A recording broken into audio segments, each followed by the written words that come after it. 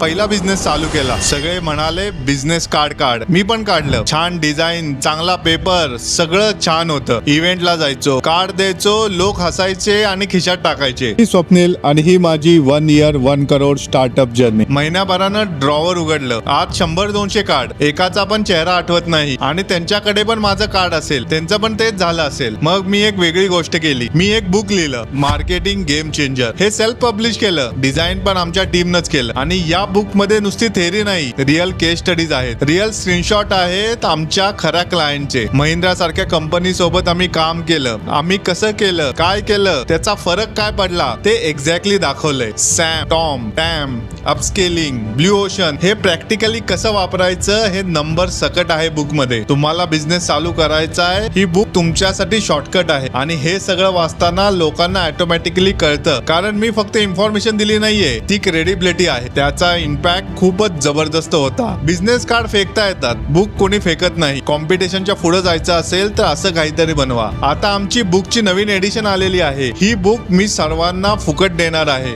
घरी पाठवणार आहे. फक्त कमेंट मध्ये लिहा बुक. 20-30 लकी लोकांना सिलेक्ट करून आम्ही डायरेक्ट तुम्हाला घरी पाठवू. फॉलो आणि सबस्क्राईब करायला विसरू नका.